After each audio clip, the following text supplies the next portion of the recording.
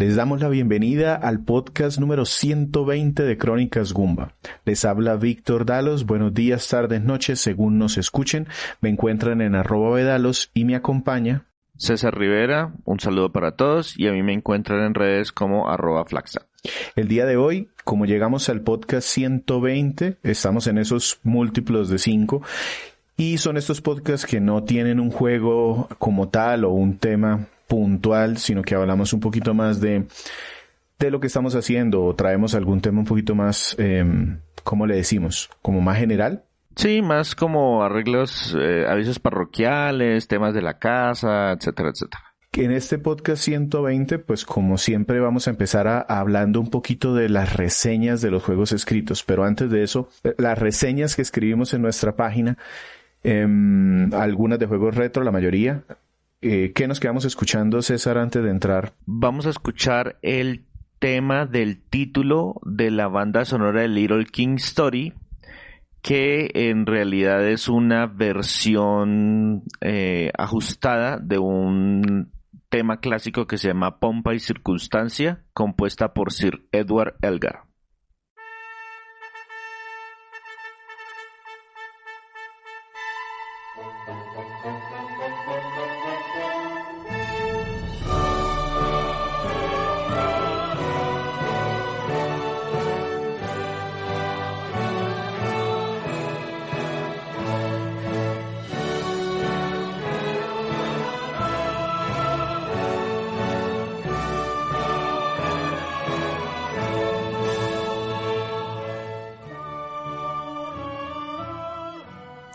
Bien, hablamos de Little King Story porque esa es precisamente una de las reseñas escritas que pueden encontrar en nuestra página www.cronicasgoomba.com.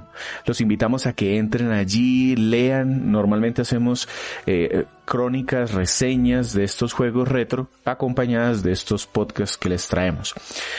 Empezamos con esa parte siempre en estos podcast múltiplos de 5, César. Vamos a recordarle, a decirle a la gente de qué juegos escribimos y ojalá se animen a ir a buscar el texto de lo que nosotros encontramos allí. Sí, señor. ¿Y se acuerda, Víctor, dónde quedamos la vez pasada o empiezo de una vez con el nuevo? No me acuerdo. No hay problema. El último juego que reseñamos o que mencionamos en estos podcasts de Bitácora fue la reseña de Monster Slayers. Entonces, con el que arrancamos en esta ocasión es una reseña que nos escribió un invitado de esos que Víctor no conoce y yo personalmente tampoco conozco, porque por esas casualidades de la vida el encargado de hacer el contacto fue Andrés. El invitado se autodenomina Athos. No tengo información, o sea, no sé si puedo publicar el nombre real del autor en pero van a encontrar esta reseña y otra que ya viene en camino, escritas a nombre de Athos. El juego en particular del que nos habló el que escribió en esta oportunidad fue Vagrant Story. Este es un título de RPG y aventuras de Squaresoft que se publicó por allá en el año 2000.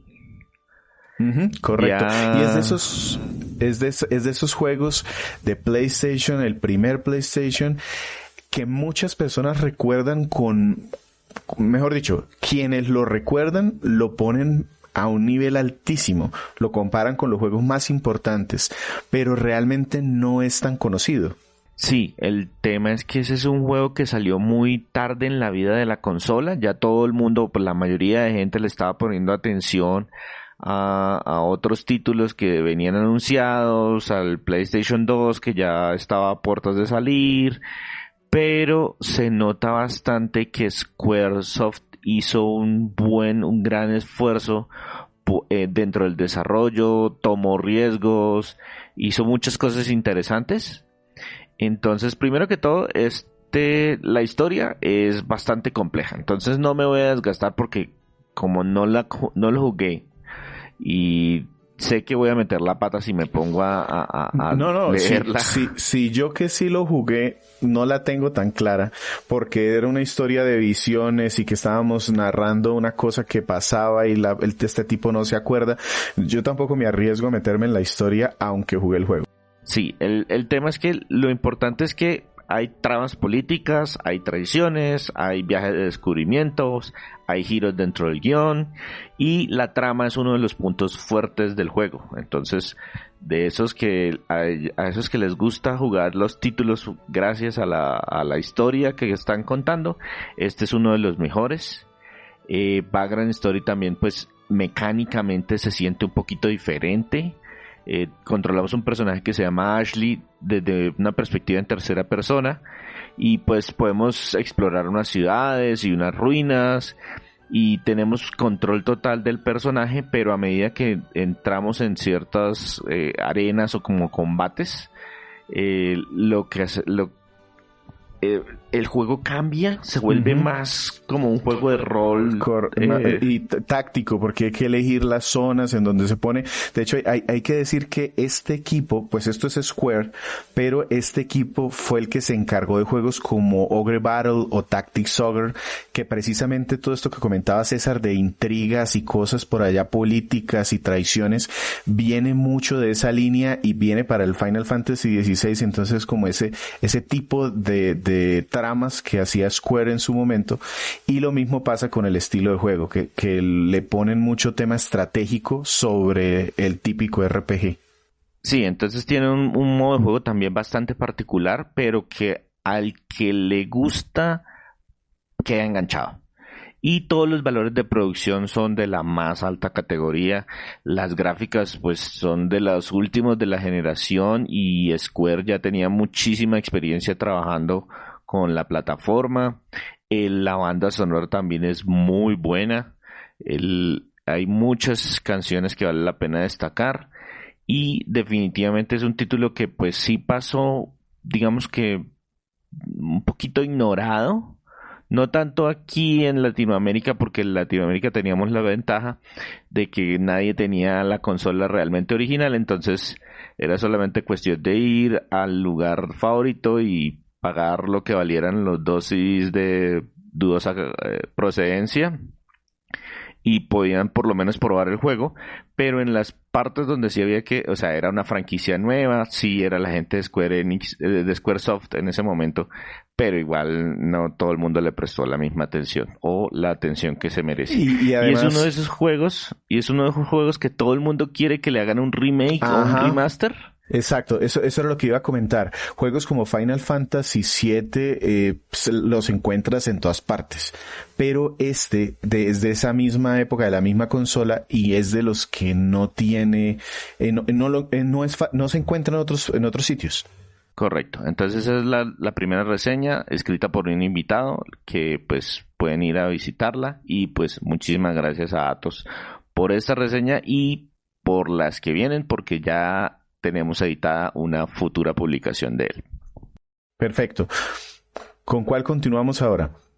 Vamos a continuar precisamente con la reseña de un juego del que escucharon la banda sonora. Estamos hablando de Little King Story de Wii. Ese lo jugué un montón, lo terminé, pero la reseña la escribió Víctor, que también lo terminó. Entonces le cedo la palabra a Víctor. Correcto. Primero es uno de estos juegos de estrategia en tiempo real. Lo comparan muchísimo con Pikmin. El arte, empiezo por eso porque es muy llamativo. Yo cuando me enteré de este juego lo busqué activamente y no fue fácil de conseguir un disco original. Lo mismo que pasaba con la PlayStation, también pasó con la Wii, que todo el mundo tenía esa Wii non-santa, modificada, y conseguir algunos juegos de forma original no era tan fácil. A mí me costó un poco conseguirlo, pero por revistas, por el internet, ya yo sabía que era el tipo de juego que me gustaba y me alegra mucho haberlo conseguido y jugarlo bastante. Incluso mi hijo aquí después lo probó, le gustó mucho porque es ambientado en un cuento de hadas. Es un niño pequeñito que se pierde tratando de seguir un ratón y termina siendo coronado rey por allá de un pueblucho. Y para hacer crecer su pueblo tiene que esclavizar a todos los habitantes y llevarlos a pelear contra otros reyes. Realmente si uno mira la historia es un poco cruda porque realmente es llevarse a los personajes, a los aldeanos, como si fueran sencillamente carne de cañón, darles diferentes Sí, tipos hay que manejarlos como recursos desde el punto de vista meramente utilitario. Así O sea, es. solamente son un individuo que se puede convertir en cierto tipo de... Necesito soldados, venga, señor, usted es soldado, tengo familia, no importa, necesito carpintero, necesito, bueno, lo que vaya necesitando, se lo lleva el reyesito, perdón, y la idea es explorar el mundo. Siempre el reyesito tiene que ir caminando y enviando con señales muy sencillas del control a estos súbditos a hacer lo que él quiera. Entonces, si hay un agujero, entonces él puede mandar unos granjeros sencillamente les indica, vaya, excaven, y ahí sacan algo. Y entonces el juego empieza a expandirse y expandirse con un muy buen ritmo. Se aprovecha mucho de canciones clásicas. Entonces, por ejemplo, la canción que ustedes escuchaban, Pompa y Circunstancia, o el bolero de Raquel, hay varias canciones clásicas de dominio público que tienen versiones adecuadas a este juego, y hay vocecitas de niños y esto, y se supone que este reyesito tiene que rescatar a unas princesas para que las convierta en sus reinas. Él termina con un harem robándole la gente a otra. Realmente la historia puede interpretarse de muchas formas. Es muy bonito, no es tan corto. No, para nada. De hecho, a mí se me iba sintiendo un poquito largo, porque el juego tiene un montón de mecánicas y un montón de secretos debajo de la superficie que son súper interesantes. Por ejemplo, eso de que decimos que, oiga, vamos a convertir, no sé, a ciertos aldeanos en soldados. Resulta que los personajes, los aldeados, tienen cierta afinidad por ciertos trabajos. Entonces, si usted manda a una persona que no tiene afinidad a volverla soldado, regresa con un soldado de 5 puntos de vida. Pero si usted manda a un aldeano que tiene afinidad por volverse soldado, regresa con 8 o 9 puntos de vida. Entonces hay que también jugar a mirar cuáles son los que tienen habilidad, la afinidad, y eso hay que enviar. Bueno, todos estos vuélvanse carpinteros. Ah, bueno, ¿quiénes quedaron así? Ah, bueno, ahora todos estos que no tienen afinidad, vayan y vuélvanse campesinos, a ver cuál quedó mejor. O necesito más aldeanos, entonces a la fuerza meto a un niño y a una niña en una casa para que me salga un bebé, y ese bebé pues lo convierto en algo que sí sirva, soldado o alguna cosa así. Y cuando digo que es tiempo real es porque se pueden hacer muchas cosas al tiempo. Entonces tú puedes dejar a unos carpinteros haciendo una estructura, mientras con los soldados los defiendes para que los monstruos del bosquecito no los ataquen. Hay muchas bromas sencillas, y como toda la temática es como medio de cuento de hadas. Por ejemplo, la montura de del consejero es una vaca. A mí me daba risa cada vez que lo veía. A mi hijo también se moría de la risa. Entonces es un juego muy bonito, muy agradable de ver, que también se encuentra en Vita. La versión de Vita no recibió tan buenas calificaciones porque de alguna manera el control por movimiento primero en Wii sí le agregaba a este juego. Más que control de movimiento era como por apuntar, ¿no? Exacto. Era por el apuntador. La forma de apuntar, exacto. Eso es lo que realmente daba. Y también está en PC. Yo creo que es la mejor forma de conseguirlo actualmente porque tiene un escalado a HD. No es el mejor port, pero digamos que es el más fácil de conseguir, y puedes jugarlo con ratón, y eso también le agrega esa ventaja de poder apuntar en un juego de estrategia en tiempo real. Muy buen juego, recomendadísimo. Listo, entonces pasemos de un éxito o una joya oculta a un pequeño desastre que yo me encontré por esas casualidades del destino. Les voy a hablar de un título de arcade que se llama Street Smart. Este es una reseña de un juego de SNK. Es un híbrido que en teoría debió haber sido muy buen juego, pero la verdad tiene demasiados problemas. Street Smart salió en la época en la que empezaban a volverse empezaban a tener algo de popularidad los juegos de peleas. Entonces ya había salido Street Fighter 1, pero todavía no había salido Street Fighter 2. Y también se estaban volviendo medio populares los juegos de beat'em up. ¿Yo por qué recuerdo este juego de la Genesis, de la Mega Drive? Porque hay una versión para esa consola y es una versión bastante superior con respecto a la versión de arcade. Primero les voy a explicar cómo funciona la arcade y ahorita les hago un guiño a esa versión porque vale la pena mencionarla. Entonces, este juego quedó atrapado como entre los dos géneros, oiga, quiero que sea un beat'em up, pero quiero que sea un juego de peleas. No, mejor quiero que sea beat 'em up. No, mejor es un juego de peleas. Y no ejecutó bien ninguna de las dos ideas. Entonces es como un juego de peleas porque siempre me estoy enfrentando a un solo enemigo, pero los controles funcionan más o menos como los de un beat 'em up. Entonces yo me puedo mover a lo largo de la pantalla y golpear y no tengo bloqueo porque eso es de un beat 'em up, y entonces puedo trabar al enemigo y el enemigo es más poderoso que yo, como un juego de peleas. Bueno, es una mezcolanza ahí que quedó eh, corto en ambos sentidos. Las arenas son pequeñas, pero entonces no son solamente una arena de una pelea de combate uno a uno. No es muy satisfactorio. La trama es bastante floja. Es algo así como, es la trama de un juego de peleas. Queremos encontrar al personaje más fuerte que hay y paseamos por todos los Estados Unidos tratando de conseguir el título del más poderoso. El juego no es muy largo, son como 10, 15 minutos, y la forma de continuar funciona como la forma de continuar de un beat 'em up. Es decir, en lugar de ser como un juego de peleas que uno, perdí la batalla, meto la moneda para volver a empezar la batalla. No, si usted mete la moneda, continúa tal cual como iba, y si ya le había hecho daño al enemigo, le sigue haciendo daño. Entonces tampoco tiene. El juego depende mucho de que usted trabe al oponente con ciertos ataques. Los movimientos siempre tienen son dos personajes que tienen los nombres más genéricos que usted puede imaginar: el hombre karate y el luchador. Y tienen golpes que les hacen moverse hacia adelante. Son complicados de controlar. Visualmente no es muy impresionante tampoco. Los personajes no están tan bien atrapados en el medio. O sea, son muy pequeños para un juego de pelea, pero un poquito más grande de lo que uno encontraba normalmente en los juegos de beat 'em up. La verdad, no me gustó. No se lo puedo recomendar a casi nadie. Es una curiosidad. Si quieren ver los detalles de qué problemas exactamente tienen, les recomiendo que vayan y lean la reseña.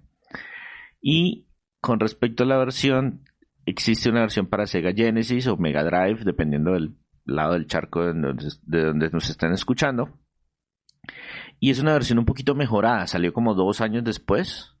Visualmente es un poquito más pobre, pues la capacidad de la consola no les daba para mucho más, pero tiene muchos elementos interesantes, como por ejemplo tiene un toquecito de RPG. Entonces cada vez que uno gana un combate, a uno le dan puntos y uno puede distribuir esos puntos en subir el ataque, en subir la defensa o en subir la vida. Entonces uno puede ir mejorando el personaje al ritmo que uno quiera. Se puede apostar en las peleas para ganar más dinero. En esa versión incluso hay varios finales diferentes dependiendo de cómo le haya ido usted con el dinero. O sea, depende de las apuestas. Usted puede incluso apostar en su contra y perder pero ganar dinero. Es mucho más interesante esa versión, la verdad. Se me hace que se esforzaron mucho más. Pues tampoco arreglaron todos los problemas que tenían, pero por lo menos es más divertida. Ese es Street Smart, que publicó SNK para arcade por allá en el año 89. Voy yo, ¿cierto?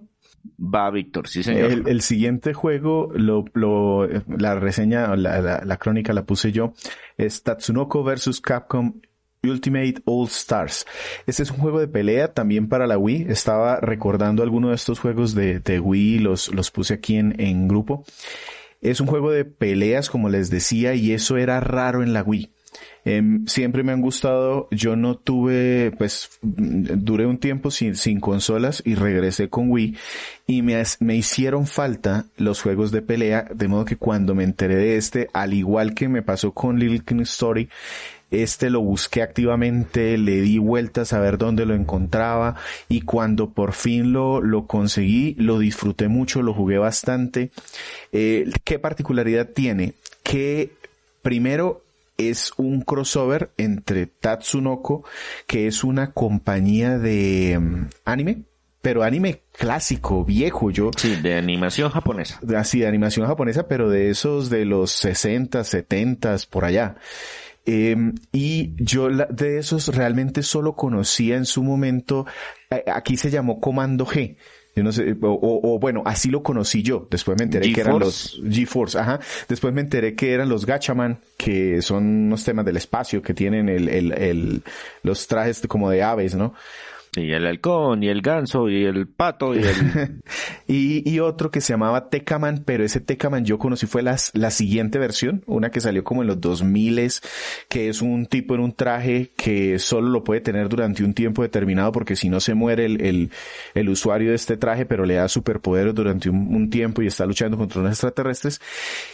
Y la otra parte es Capcom, con sus sagas clásicas, entonces Street Fighter, Mega Man, bueno, hay los Darkstalkers, bueno, hay varios aquí que tratan de aparecer, y trae una mecánica de juego de crossover, es decir, lo mismo de Marvel vs. Capcom o la que hizo con los X-Men, en donde yo tengo 2 personajes en este caso contra 2 del enemigo, y se pueden ir cambiando, y hay saltos y mucho juego aéreo y muchas super técnicas. Es un juego bastante entretenido, con un online en su momento muy deficiente. Ya Wii tenía un sistema online que no servía mucho. Yo traté de usarlo algunas veces, pero realmente no, por lo menos para esto, para Colombia no funcionaba muy bien. Pero el juego pues tenía sus detalles sin ser realmente, la gente lo recuerda como con mucha nostalgia, como con mucho gusto. Yo también lo hago. Pero hay que también ubicar el hecho de que llenaba un nicho. Sin duda era uno de los mejores juegos de pelea en Wii, en una consola que no tenía muchos juegos de pelea. Sí, yo lo jugaba mucho en la casa de un amigo cuando nos reuníamos a jugar, siempre lo llevábamos. No estaba como muy bien balanceado y pues la mitad de los personajes uno no sabía cuál era sí. Cuál. Uy, yo siempre recuerdo el Gentleman, es un tipo que pelea como con unos yoyos y tiene un traje ahí como medio policía, y era dificilísimo hacer combos con el tipo, y después de que uno hacía un esfuerzo y salían los combos, quitaba lo mismo que otro personaje con 2 golpes simples. Entonces, sí, tiene un problema de balanceo serio. Sí, pero pues tenía ese aspecto de que como es un juego más tipo recocha, incluso para los que no sabían jugar, ese tenía un esquema simplificado de golpes, entonces uno podía hacer poderes especiales solamente con 2 botones, una cosa por el estilo, algo que facilitaba mucho que cualquiera, a pesar de que no manejara bien el género, pudiera por lo menos desempeñarse. O sea, pasar un rato agradable con el juego. Y este es otro de esos juegos que está exclusivamente para su consola, para Wii en este caso, y no se ha podido ver en ninguna otra parte, en gran medida porque en Japón este tema de los anime y las licencias son bastante complicadas. No crea, Víctor. Yo estuve averiguando y realmente en Japón no hay ningún problema con la licencia, porque la licencia de todos los personajes es de Tatsunoko.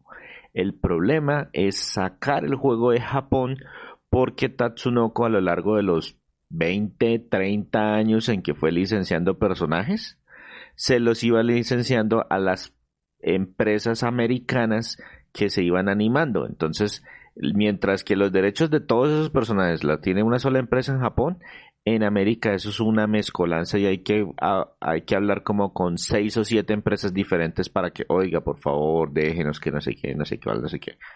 Entonces es más por el lado de la licencia internacional que la misma licencia japonesa. Entonces, ese ha sido entonces uno de los motivos por los cuales no ha podido salir este juego de esa consola, y realmente bastante querido por el público. Listo, y me corresponde a mí el último juego de esta tanda.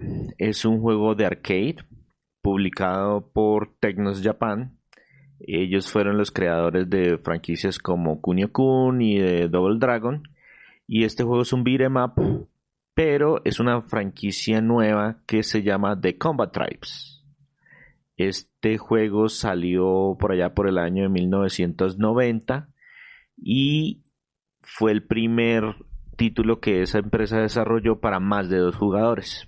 Ellos querían, oiga, queremos sacar una franquicia en la que utilicemos 3 personajes, uno de esos productores y experimentados de los que había trabajado en la saga de Double Dragon, dijo, bueno, listo, yo me animo, pero quiero que sea algo original porque pues no son los hermanos Lee. Bueno, listo, está bien, haga lo que quiera. Y durante la mitad del desarrollo le dijeron, oiga, ¿sabe qué? ¿Y por qué mejor no hace Double Dragon 3? Y el man, uy, no, pero ya estoy ocupado con esto. Entonces dijeron, bueno, no, está bien, Double Dragon 3, que lo haga alguien más. Ese Double Dragon es terrible. La versión de NES no es tan mala, pero la versión de arcade es fatal. Y como que todo el esfuerzo se fue en desarrollar este título de Combat Tribes.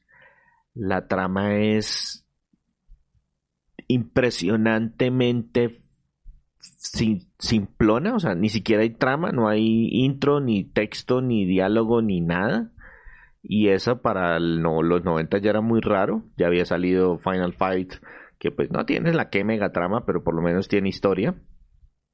Aquí uno no sabe quiénes son los personajes, ni cómo funcionan. Pero mecánicamente el juego funciona bastante bien. O sea, hay bastantes movimientos, se pueden hacer buenas jugadas. Hay muchos movimientos contextuales, es decir, si el enemigo está en ciertas posiciones hago una cosa, y si está en otras posiciones hago otra. Es bastante entretenido para jugar entre varios. Existía una versión para 2 jugadores y una versión para 3 jugadores.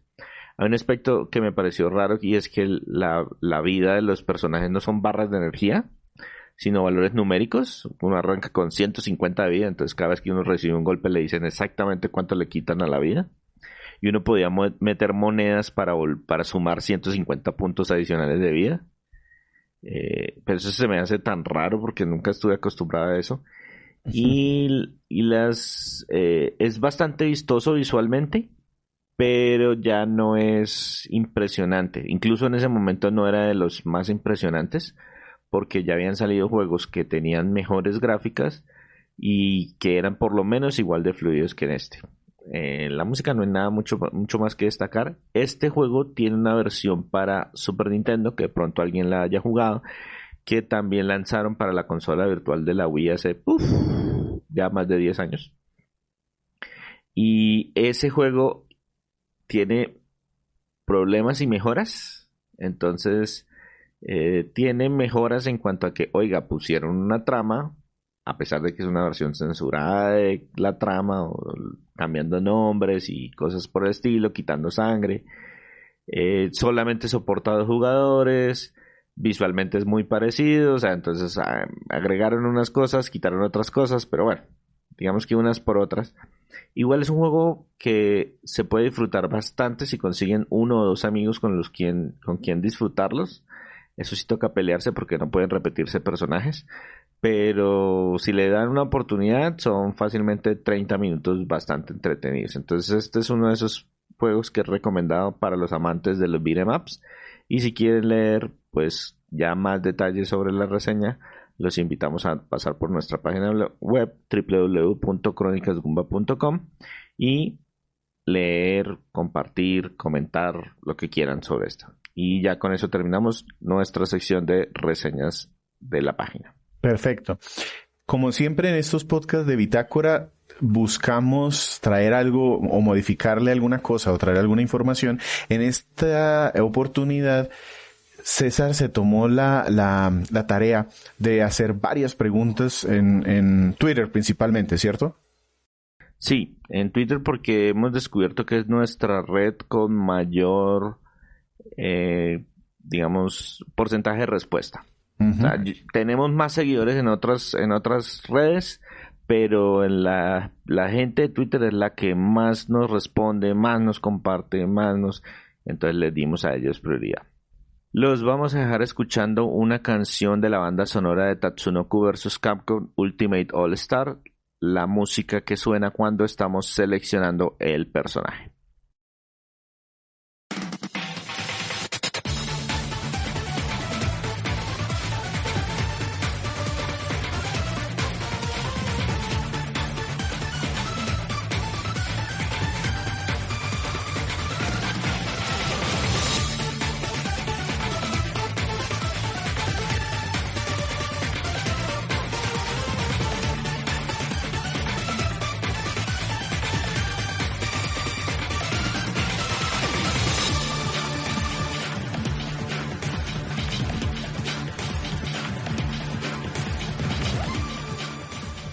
Bien, entonces ahora, como les anticipaba, vamos a conversar sobre la información o las respuestas que ustedes muy amablemente nos han dejado en Twitter. Primero vamos con las preguntas. ¿Cuántas preguntas hicimos? Alcanzamos a hacer 5 encuestas. Cada una duró más o menos una semana disponible y estaba fijada en nuestra cuenta de Twitter. Entonces la publicamos una vez, la compartimos varias veces y si entraban a visitarlas durante esa semana estaba disponible ahí la pregunta para responderla. Esto lo decimos porque la idea es que vamos a seguir con este tipo de preguntas y nos gustaría mucho que ustedes entraran y nos dieran sus respuestas. Pero en esta ocasión, ¿cuál fue digamos que el eje de las preguntas? No teníamos un eje así como muy marcado. Empezamos con una pregunta aleatoria y cuando vimos que había como una buena cantidad de respuestas dijimos, venga, ¿por qué no hacemos más preguntas? Y así hemos estado y así vamos a continuar. De pronto hacemos una tanda adicional para un nuevo podcast, de pronto dejamos que pase bastante tiempo y vamos haciendo preguntas a medida que se nos van ocurriendo. Pero empezamos con una pregunta que pues a mí personalmente me pareció muy interesante porque es una pregunta que hemos discutido varias veces internamente dentro del grupo y es que a Víctor casi no le gusta hablar de juegos malos. Correcto. Entonces, pues la pregunta que nos ocurrió es, oiga, si tenemos la oportunidad de hablar de cualquier tipo de juego, ¿de cuáles prefieren escuchar ustedes nuestras críticas? Y las opciones eran juegos buenos, juegos mediocres y juegos malos. Bueno, aquí yo voy a empezar haciendo un disclaimer. Si me toca, yo hablo de un juego malo y ya lo he hecho. El tema es, y por lo que siempre discutimos, es el tiempo. Cuando yo veo que un juego me está decepcionando y empieza a ser muy largo, yo prefiero dejarlo a un lado para continuar con otra cosa que me guste y aprovechar así más mi tiempo. Pero sí hemos hablado de juegos malos aquí. César de pronto es el que tiene un poco más de persistencia y él sí, cuando ya le ha invertido un tiempo, los termina. Sí, igual tampoco es que no tenemos así una gran cantidad de juegos malos. El último que se dio una tanda interesante de juegos malos fue Andrés, porque él tiene la mala costumbre de que los elige por la carátula. Entonces él tiene bastantes juegos de anime que uno dice, pues suena interesante y cuando va uno a ver eso es un desastre. Entonces creo que él es el que tiene la mayor cantidad de juegos malos reseñados en el podcast, por lo menos. En reseñas escritas sí estamos un poquito más parejos porque pues cuando uno era pequeño no tenía mucha de esto. Uh-huh. Curiosamente entonces les doy los resultados. Solamente en función de porcentajes. Ganó la respuesta que a Víctor más le gustaba, que era que el 62.5% de los que votaron o escogieron que les gustaría escuchar más acerca de juegos buenos. Sorpresivamente, los juegos mediocres no recibieron absolutamente ningún voto y el 37.5% optaron por los juegos malos. Es decir, O sea, somos a blanco la o gente negro. le gustan Ujú. los extremos. Correcto. Ay, Dios mío, estamos para elecciones. El tema es que, y curiosamente, a mí me llaman mucho la atención estos juegos que están en el rango medio, porque muchas veces quedan en el rango medio más por el nicho al que van. Hay gente que le puede gustar mucho si coincide, si se cruzan pues los diagramas de conjuntos y le pueden gustar. Y bueno, pero qué bueno que estamos seleccionando cosas que les pasa gustan. mucho. Eso pasa mucho. Hay juegos que uno dice, oiga, esto es un rango medio, es un rango entre 6 y 7, oiga, si lo consiguen barato, cómprenlo, no sé qué. O que le puede gustar, por ejemplo, hay muchos juegos de rol que uno dice, oiga, este juego es mediocre, pero si a usted le gustan los juegos de rol, esta joda le va a encantar, porque a pesar de que es obtuso y complicado de manejar como él solo, la trama es muy buena. Ese tipo de cosas pasan, que destacan mucho en uno de los aspectos de la reseña, por ejemplo, la trama es muy buena, pero mecánicamente no funciona tan bien. O visualmente es precioso, pero la banda sonora deja mucho que desear, o el doblaje porque no tenían el presupuesto, cosas por el estilo. A mí también me gustan bastante esos juegos mediocres y la verdad juego bastante ese tipo de títulos precisamente tratando de encontrar joyitas que me gusten mucho a mí, a pesar de que reconozco de que tienen sus deficiencias. Esa fue la primera pregunta que hicimos. Entonces luego nos pusimos filosóficos y hicimos una de las preguntas más fundamentales de la vida de Crónicas Goomba.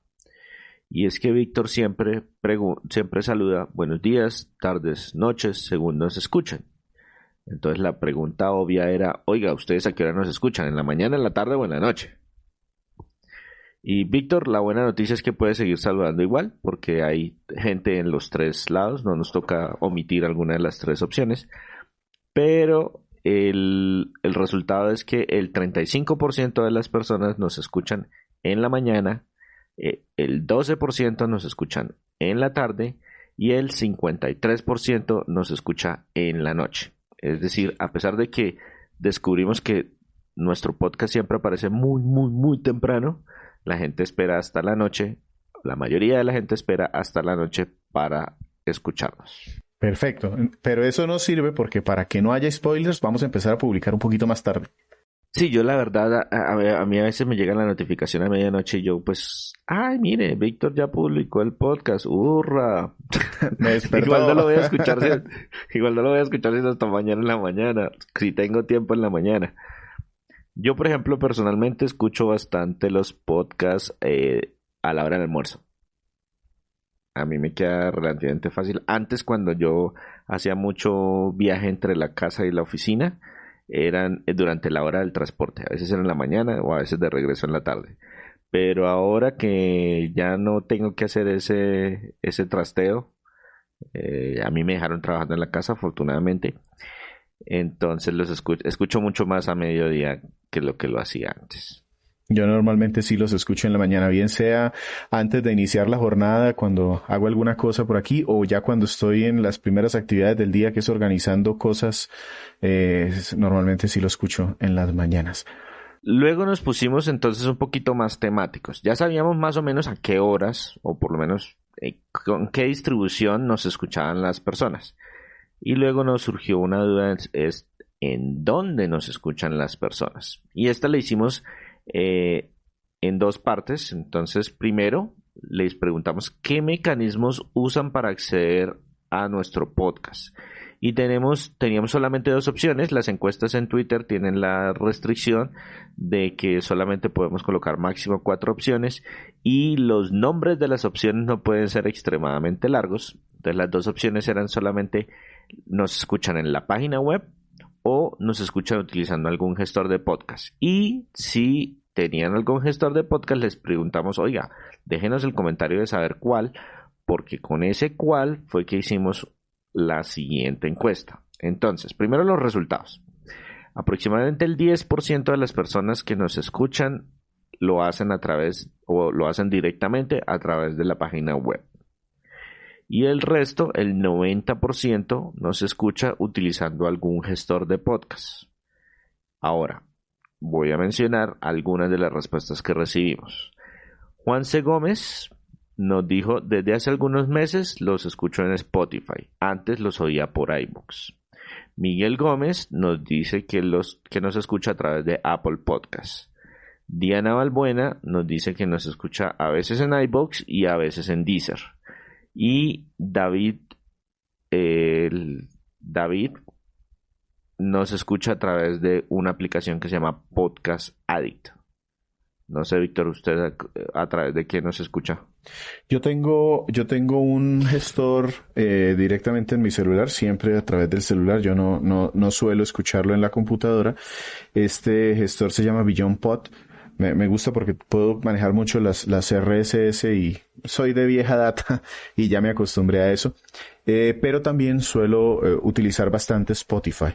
El nuestro, pues sí, me lo escucho como 3 veces porque lo edito. Entonces ya a la hora de la descarga ya creo que no lo vuelvo a escuchar. Yo por mi lado también utilizo un gestor que se llama Player FM. Y ahí pues tengo también los registros, sigo las podcasts que escucho con alguna frecuencia. Usualmente voy muy atrasado, pero pues siempre los escucho en esa plataforma directamente.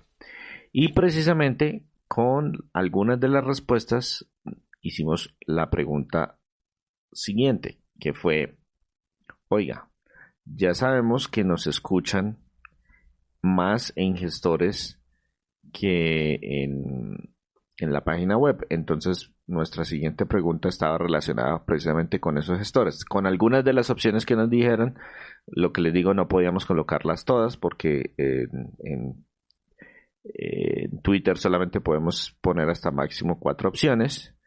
Las que seleccionamos es, la primera pregunta, para todos los que escuchan nuestro podcast en un gestor, ¿cuál es su favorito? Si no está el que usan, pueden votar por otro y agregar un comentario. Este tipo de encuestas solamente nos permiten agregar 4 opciones. Entonces las opciones que dejamos fueron iVoox. ¿Por qué? Pues porque ahí montamos inicialmente, fue como nuestra plataforma origen. La segunda opción es Spotify, porque nos dimos cuenta que varias personas nos escuchaban a través de ella. La tercera opción es Apple Podcasts o iTunes, como lo quieran llamar. Algunos lo conocen con un nombre, otros con otro. Y la cuarta opción era simplemente otro y colocar el comentario. En esta oportunidad ganó con el 50% de los votos Spotify. Nos pareció, o por lo menos a mí me pareció muy curioso, porque en Spotify estamos solamente hace como un año, menos de un año, Víctor. Sí, más o menos. Pero la plataforma es tan popular que a pesar de que es donde llevamos como menos tiempo, ya se lleva el 50% de las escuchas. Y que el manejo de podcast, la verdad, deja bastante que desear, porque como Spotify trata de impulsar mucho el tema de música, el podcast está a un ladito y a mí me cuesta. Yo lo utilizo, pero me cuesta. Sí, no es como la más amigable para los podcasts, pero si allá es donde nos escuchan, muchísimas gracias y ojalá nos compartan y le digan a todos los amigos que utilizan Spotify que estamos también disponibles en esa plataforma para que vayan y nos escuchen. En segundo lugar quedó iVoox, que fue nuestra plataforma o es nuestra plataforma base, que fue donde empezamos. En tercer lugar quedó el otro, comentar, y 2 personas nos dieron comentarios. Diana Balbuena nos escribió, también los escuchó por Deezer, que también estamos en esa plataforma. No sé ni en qué momento ingresamos en esa plataforma, pero allá estamos. Y Alejo Belmont creo que estaba ahora como confundido porque nos dice, los escucho por el app de podcast de Apple. No sé si es lo mismo que el Apple Podcast. Saludos. Y sí, efectivamente es el mismo Apple Podcast y que recibió la cuarta votación con el 9.1% de los votos. Perfecto. Ya eso nos da a nosotros una guía más o menos de dónde están, en dónde nos escuchan. Y de nuevo, muchísimas gracias. La interacción que ustedes pueden hacer en esas plataformas nos sirve mucho. Estrellitas, calificarlos, muy bueno. Sí. Y nuestra última pregunta, que esta fue por solicitud, tiene que ver con el tiempo o la velocidad a la que las personas adquieren los juegos. Una de las características que siempre nosotros hemos manejado en nuestro podcast es que normalmente no hablamos de los últimos lanzamientos por varias razones. Primero, temas económicos. Nosotros normalmente no tenemos el dinero para estar comprando lanzamientos todos los meses. Segundo, y mucho más importante que el tema económico, es el tema de la disponibilidad de tiempo. Oiga, es que esto digamos que las cosas tienen mayor impacto entre más cerca se reseñan o se califican frente a la fecha de lanzamiento. Pero también, si usted no está el día de lanzamiento o la semana de lanzamiento, al mes, ya tienen muy poquito valor. O sea, ya esperar un mes o esperar 6 meses o esperar un año tiene más o menos el mismo impacto. Y esto tiene que ver con algo que les comentábamos en algún podcast anterior.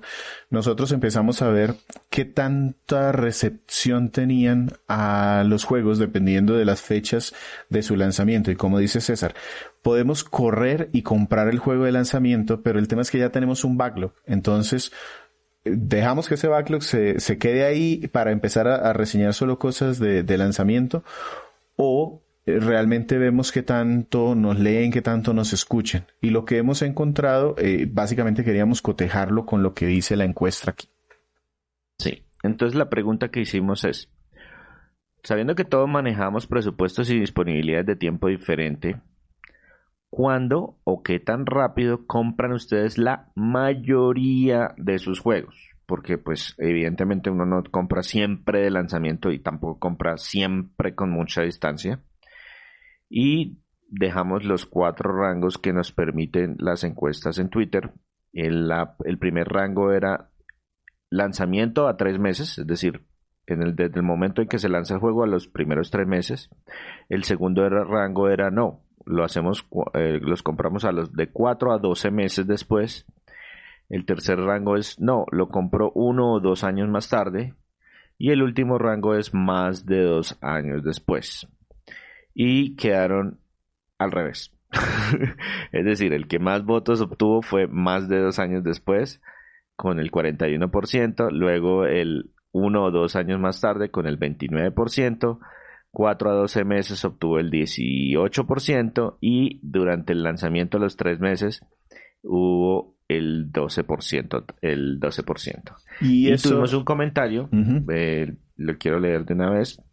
El comentario de Jonathan Patiño nos escribe: depende mucho del tipo de juego, porque, por ejemplo, hay lanzamientos mayormente de Switch en donde los juegos, en vez de bajar directamente, salen de circulación y si no se compran cerca del lanzamiento del mismo, pues te quedaste sin el juego. Esto hablando de ediciones físicas.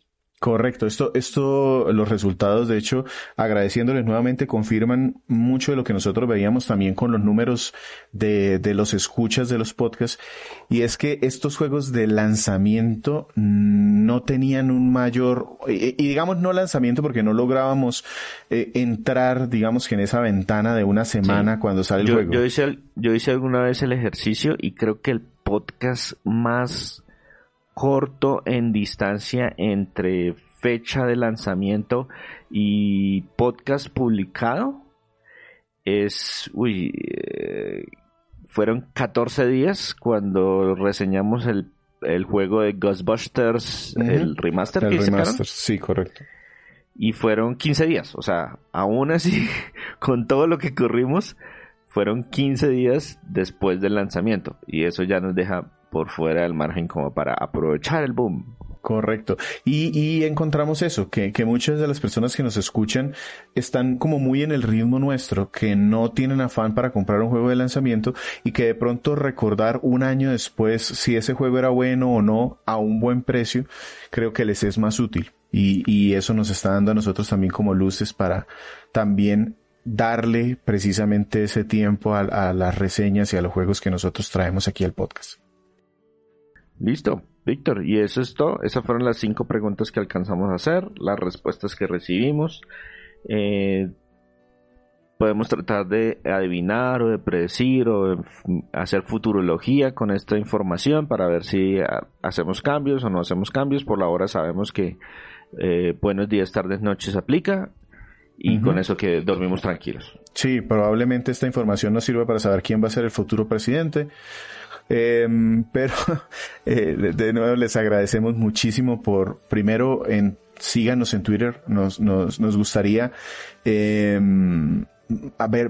más gente allí interactuando, sobre todo porque es, como decía César, la red que más se mueve, y entre más gente esté, pues con más ánimo interactuamos por allí. ¿Cerramos entonces, César? Sí, señor. Les agradecemos muchísimo haber estado el día de hoy con nosotros. Volvemos el siguiente podcast con algún juego, con alguna reseña para que ustedes estén atentos. Les agradecemos mucho la interacción, las respuestas, que nos compartan, que le den seguir, que le pongan el tema de la campanita para que sepan cuando escribimos algo, para que nos puedan contestar. Y buscamos responder en la mayoría de ocasiones a las dudas o las inquietudes que nos ponen. De pronto me faltó un poquito porque me identifico mucho con esa última respuesta del tema de la compra de juegos de Switch, como es mi consola principal. Me pasa exactamente lo mismo. Normalmente dejo pasar la mayoría de juegos con algo de tiempo, pero sucede, en Switch se lanzan muchos juegos de nicho o muchos juegos de estas ediciones de tiraje limitado, en donde si no te avientas a comprarlo de salida, después va a ser muy difícil, y por eso también tengo varias compras hechas así. Gracias por ponerlo ahí y muchísimas gracias por escucharnos el día que haya sido hoy. Sí, de mi parte un saludo para todos. Les agradecemos de verdad que hayan participado en estas encuestas. La idea es hacer más al corto plazo o a mediano plazo. De pronto daremos algunas respuestas aquí dentro del podcast. Ya tengo varias ideas. Vamos a hacer otros ejercicios, otro tipo de ejercicios también en la cuenta de Twitter. Las estamos preparando como para nuestras semanas de descanso. Acuérdense que hacia mitad de año tenemos planeadas otras mini vacaciones. Entonces la idea es que sí, podcast puede que no estemos publicando capítulos nuevos, pero la idea es seguir interactuando con ustedes. Probablemente para la próxima oportunidad les tengamos algunas novedades que valga la pena mencionar. Y muchísimas gracias a todos los que nos apoyan, compartiendo, comentando, dándose like. Hasta luego.